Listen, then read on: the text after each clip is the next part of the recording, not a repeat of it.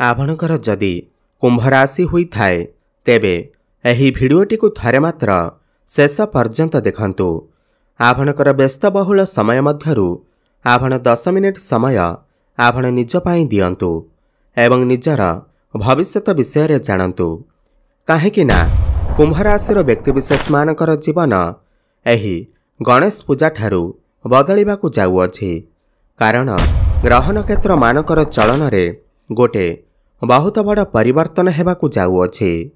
शुक्र ग्रह चंद्रंक घर को गले माने आपणकर षष्ठ भाव को गले, चाकिरीर भाव को गले एवं सूर्य आपणकर केंद्र को चलन कले, आपणकर सप्तम भाव को चलन कले एवं गुरु नक्षत्र परिवर्तन कले एवं मंगल मध्य आपणकर भाग्य भाव को चलन करिवे तो केंद्र त्रिकोण राजयोगर निर्माण हेबाकू जाउअछि।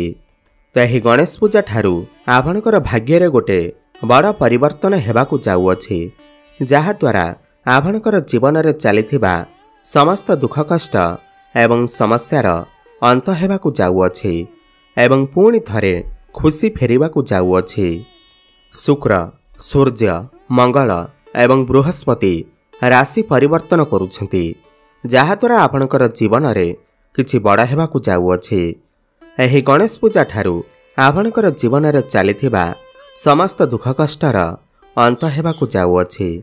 पुनर्बार आपणकर जीवन रे खुशी फेरिबाकू जाउअछि। तेबे आसंतु जानिबा एही गणेश पूजा ठारू आपणकर जीवन रे कौन सबु बड़ परिवर्तन हेबार अछि। एहा पूर्वरु जदि आपणकर भी कुंभ राशि होई थाए एवं आपण भी ईश्वर को सच्चा हृदय रे भक्ति करुथांती, विश्वास करुथांती, तेबे एही भिडियोटी को लाइक करी कमेंट बॉक्स रे जय श्री गणेश, जय शनिदेव अवश्य लिखि दियंतु। देखंतु पूर्वर आपणकर स्वास्थ्य खराब रहुथिला। शुक्र आपणकर षष्ठ भाव को चलन करिवे, चाकिरीर भाव को चलन करिवे। पूर्वरु आपणकर चाकिरी जनित समस्या देखा देउथिला, बहुत अधिक आर्थिक समस्या देखा देउथिला, धन जनित समस्या देखा देउथिला। करजर मायाजाल रे आपण फसी जाइथिले। आपण ऋण नेइथिले किंतु ऋण को सुझी पारु नथिले। ऋणर भार आपणकर ऊपर बढ़ी जाइथिला। गृह परिवार रे खुशीर वातावरण नथिला। शिक्षा क्षेत्र रे समस्या देखा देउथिला। आपणकर अननेसेसरी खर्च हेउथिला। समाज रे आपणकर मान सम्मान नथिला। आपणको चाकरीटीए प्राप्ति होई पारु नथिला। संतान संतति पाई आपण चिंतित थिले। आपणकर व्यापार वाणिज्य रे लॉस हेउथिला। प्रेम जीवन रे मध्य समस्या देखा देउथिला। तेबे एही भली जहा भी समस्या आपणकर जीवन रे चालुथिला ताहा एबे एही गणेश पूजा ठारू दूर हेबाकू जाउअछि। आपणकर जीवन रे पुणी थरे खुशी फेरिबाकू जाउअछि। आपणकर जीवन रे नूतन सूर्य उदय हेबाकू जाउअछि। देखंतु सर्वप्रथमे तो शुक्र आपणकर षष्ठ भाव को चलन करुछंती एवं षष्ठ भाव रे शुक्र एवं बुध लक्ष्मी नारायण राजयोगर निर्माण करुछंती। षष्ठ भाव आपणकर रोग, ऋण एवं शत्रुर भाव होइथाए एवं आपणकर चाकरीर भाव मध्य होइथाए। जो व्यक्ति विशेष माने बेरोजगारी थिले, जो मानक पाखरे कोनोसी भी चाकरी बाकरी नथिला तो सेमानकु एही गणेश पूजा परे चाकरी मिलिबार बहुत अधिक संभावना बनुअछि। आपण चेष्टा जारी रखंतु। समस्त इंटरव्यू रे आपणकु सफलता प्राप्ति हेब। बुध एवं शुक्र एठारे बसी आपणकु करजर मायाजालरू मुक्त करिवे। पूर्वरु जदि आपण करजर मायाजाल रे फसी जाइथिले, ऋण नेइथिले किंतु ऋण को सुझिबारे सक्षम होई पारु नथिले, ताहेले एही गणेश पूजा परे आपण समस्त ऋण को सुझिबारे सक्षम हेबे। एवं जदि भी केही आपणकर क्षति करिबाकू चाहुथिला, जदि भी केही आपणकर शत्रु थिला तो सेमानकर दमन हेब। केही भी आपणकर किछि क्षति करि पारिबे नाही। एहा परे सूर्य आपणकर सप्तम भाव निजर 16 राशि को चलन करुछंती एवं सप्तम भाव आपणकर दाम्पत्य जीवन, आपणकर व्यापार वाणिज्यर भाव होइथाए, पब्लिक कंटाक्टर भाव होइथाए। तो यह गणेश पूजा पर जो व्यक्तिविशेष माने बेपारी अछंती व्यापार वाणिज्य करुछंती सेमानकु सेमानकर व्यापार वाणिज्य रे उन्नति देखिबाकु मिलिबा। आपण निजे देखिबे यह गणेश पूजा पर आपणकर व्यापार वाणिज्य रे किछि ना किछि ग्रोथ अवश्य देखिबाकु पाइबे। आपणकर डेली आमदानी रे वृद्धि हेबा। आपण किछि पैसा मध्य संचय करि पारिबे। व्यय तुलना रे आपणकर आय अधिका रहिबा। फाइनेंशियल ग्रोथ हेबा। आपण एही गणेश पूजा पर किछि नूतन व्यापार मध्य आरंभ करि पारंती। पार्टनरशिप रे किछि व्यापार मध्य आरंभ करि पारंती जहा भविष्यत रे आपणकु अनेक लाभ आनी करि देबा। किंतु आपणक भितर टिके अहंकार क्रोध देखा देई पारे। एथिप्रति आपण टिके ध्यान देबे। कस्टमर मानक सहित भल व्यवहार करिवे। एही गणेश पूजा पर आपणको मान सम्मान प्राप्ति हेबा। समाज रे लोकप्रियता बढ़िबा सहित मान प्रतिष्ठा प्राप्ति हेबा। काहेकिना सूर्य आपणकर लग्न को दृष्टि देउछंती एवं राहु आपणकर लग्न रे अछंती। अचानक आपणकर जीवन रे बड़ परिवर्तन आसीबा। राहु लग्न रे बसिले आपण किछि नुआ करिबाकु चेष्टा करिवे। किछि बड़ करिबाकु चेष्टा करि पारंती जहा लोकमानकु आश्चर्यजनक करि पारे।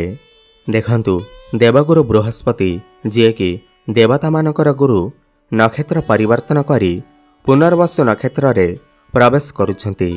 पुनर्वसु नक्षत्र रे प्रवेश करिवार माने हेला आपणकु उत्तम फल प्राप्ति हेबाकु जाउअछि। एहा सहित गुरु आपणकर पंचम भाव रे अछंती तो आपणकर भाग्य चमकिबाकु जाउअछि। पंचम भाव आपणकर प्रेम जीवन एवं शिक्षा क्षेत्र भाव होइथाय। तो यह गणेश पूजा पर प्रेम जीवन रे आपणकु सफलता प्राप्ति हेबा। जो मानकर कथावार्ता बंद हो जाइथिला पूर्वरु प्रेम जीवन रे कଳି झगड़ा मन मनांतर हेउथिला। जो मानकर ब्रेकअप आदि हो जाइथिला सेमानकर पुणी थरे कथावार्ता होई पारे।